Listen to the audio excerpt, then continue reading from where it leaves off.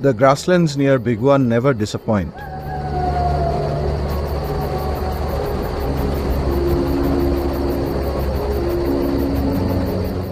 This time I told Sandeep and Ganesh Bhai from the Agnipankha team I wanted to do the elusive Indian wolf.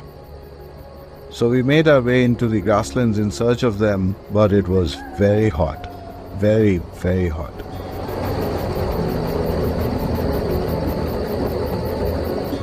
This kind of heat creates another problem, that of heat haze.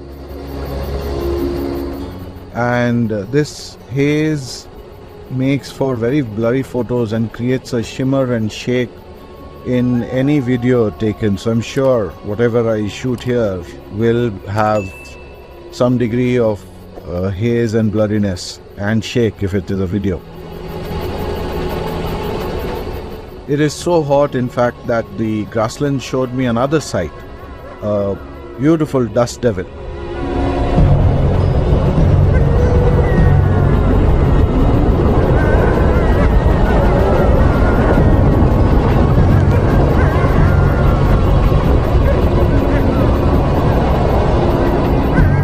These grasslands, there are two in fact, one in the Indapur range and the other in the Baramati range, have a unique ecosystem that attracts a number of birds and animals,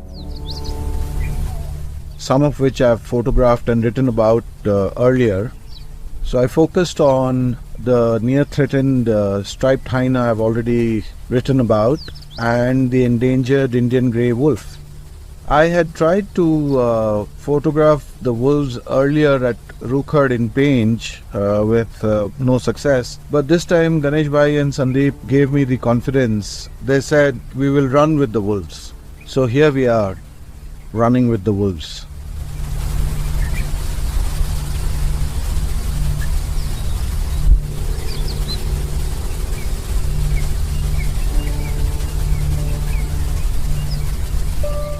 Unlike the hyena, which gave us some trouble before we sighted it, the wolves were fairly easy. We saw the wolves almost as soon as we entered the park. Like I said, it was hot and they were probably out trying to cool off.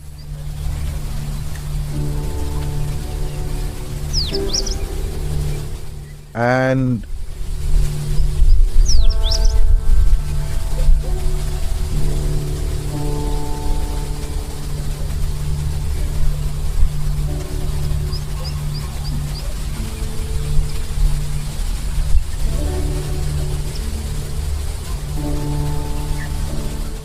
I think they were patrolling their territory as well. They were out marking quite a bit. So that was a good part about these wolves. There were 4 at the outset, but then 2 went back into whatever shade they had come out of, and the other 2 started making their way towards us, and we were just along for the ride. These grasslands, which in India are considered wastelands effectively, are crucial because they are natural carbon sinks, and due to their high rates of productivity, enhanced carbon sequestration rates and geographical extent, they keep global temperatures more or less in balance, especially at times like this when it is extremely hot. These grasslands it's crucial for us to maintain and preserve these grasslands. They are also breeding grounds for many migratory and endangered species like these grey wolves, of which only about 3,000 are left in the wild. And it is a common response from people to think forests when green cover is mentioned, but grasslands are of equal import. These open natural ecosystems urgently need attention and government initiatives for protection and conservation.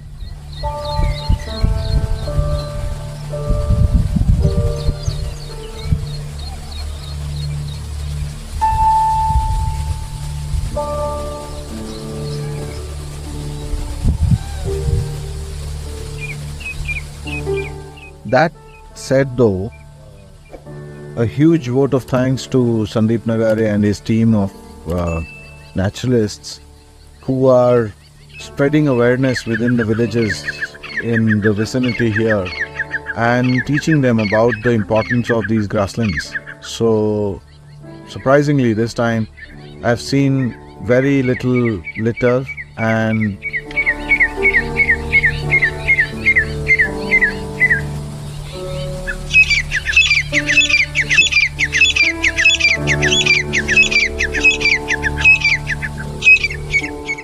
it's clear that people are taking care. People are starting to understand and realize what they should be doing to preserve these magnificent natural resources.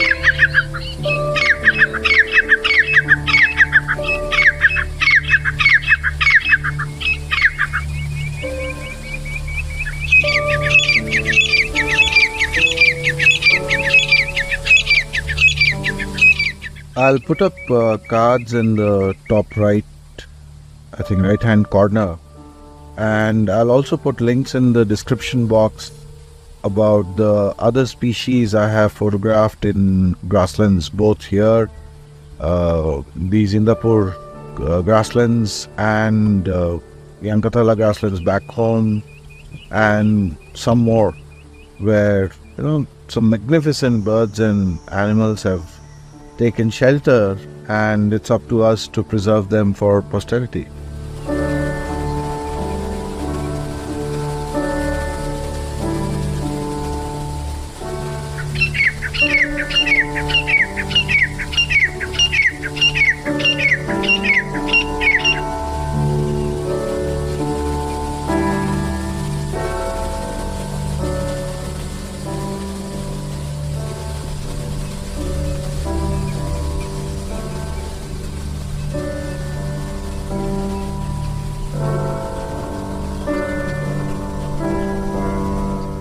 The Indian wolf is a subspecies of the grey wolf that ranges from Southwest Asia to the Indian subcontinent. They are about intermediate in size between the Himalayan wolf and the Arabian wolf, but lack the Arabian wolf's luxuriant winter coat, obviously because they're living in considerably warm, hot right now, conditions. But they travel in smaller packs, and they're considerably less vocal than the other variants of the grey wolf. But they do have a reputation for being cunning.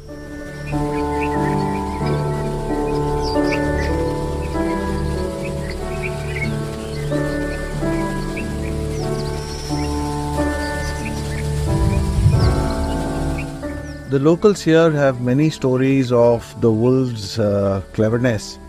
I think there's a song also, Labad Landaga Dom Karte, in Marathi, which translates to wolves are clever animals and will fool you with their devilish methods.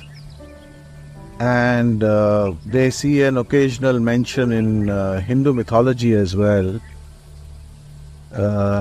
And not to forget, they are the main, they take a central role in Rudyard Kipling's The Jungle Book, which incidentally was set in Seoni area in Madhya Pradesh in the Pench National Park, where I've spent a lot of time. And that is where they bring up the child Mowgli and teach him how to survive in the jungle and also protect him from the Bengal tiger Sher Khan.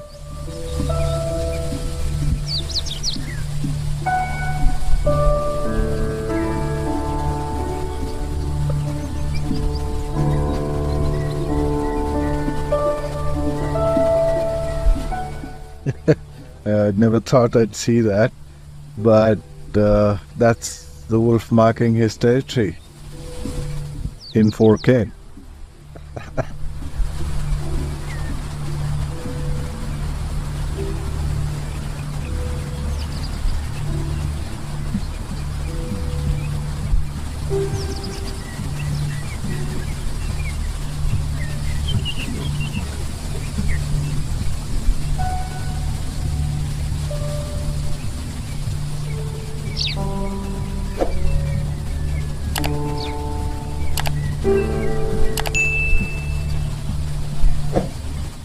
So we've been following these wolves for quite a while now, and now it seems as if they are not wandering aimlessly. They seem to have a specific destination in mind, and I have a suspicion it is the den of the hyenas. So let's see which way they head.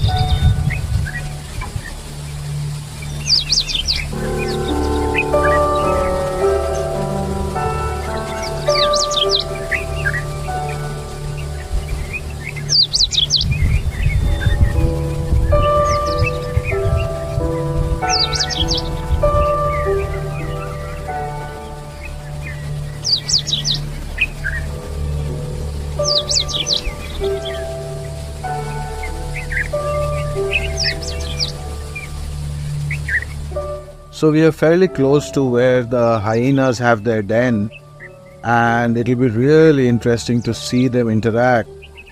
But given the time of day, I don't think the hyenas will be out at this time. So let's follow them on and see if they do get a chance to interact.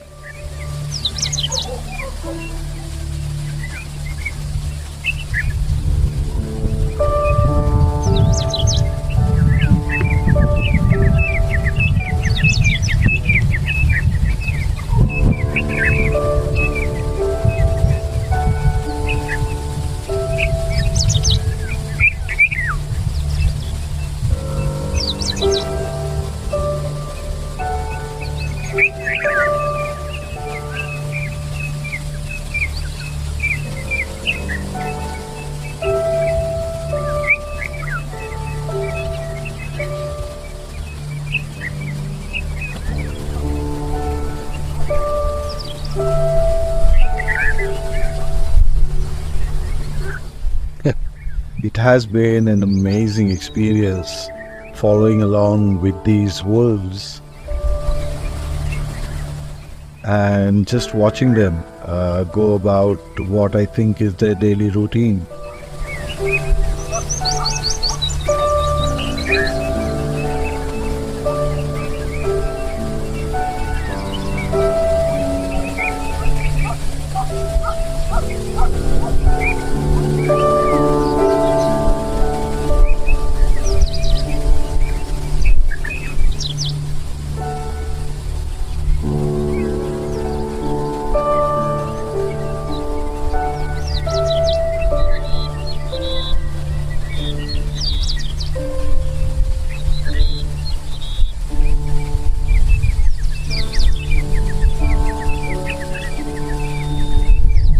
Another curious thing I've noticed about these two is that they wait for each other. If one gets a little ahead, it waits, turns around and waits. We just saw that when they crossed that thicket, but one was on the other side and the other one following along, which stopped to mark, and the first one waited till they were again back in sync. Interesting.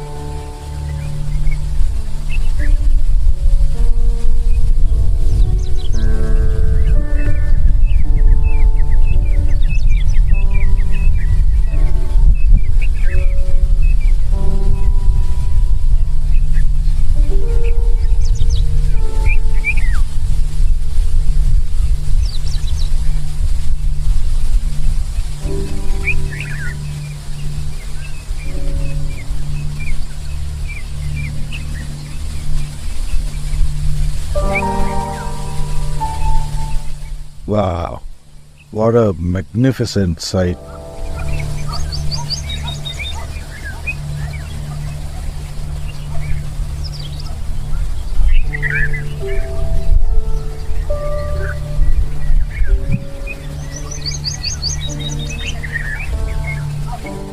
As we get closer, they seem to have become more watchful. They are not maintaining their ground eating pace from earlier. They seem to be stopping more, looking around more aware of the sights and sounds as they progress deeper into what I think is hyena territory.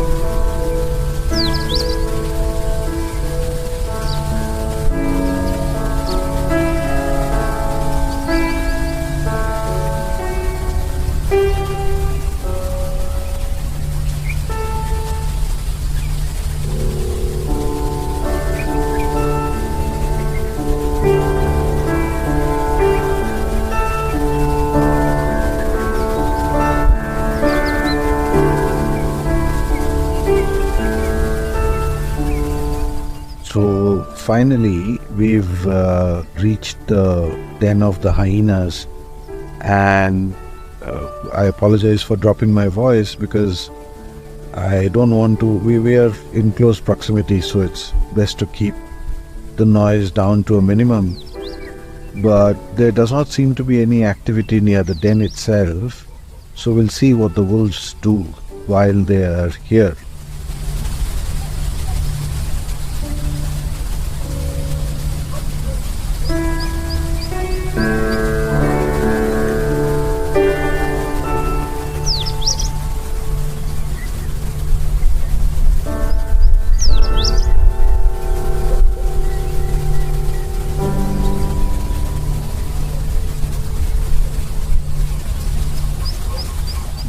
That seemed more like a social call. They came, they sniffed around a bit, left their mark, left their scent, and loped off. More like a social visit. Hi, let's go check out the neighbors.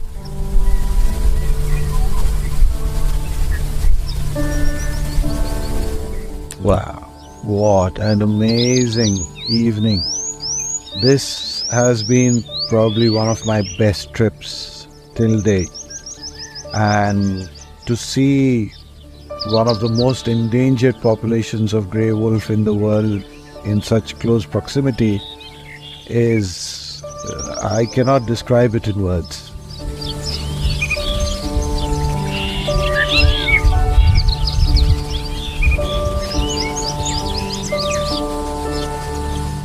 My heartfelt thanks to Sandeep Nagare, Ganesh Bhai, and the entire Agnipankha team for making this such a memorable experience. Kudos to you. You guys are absolutely fantastic.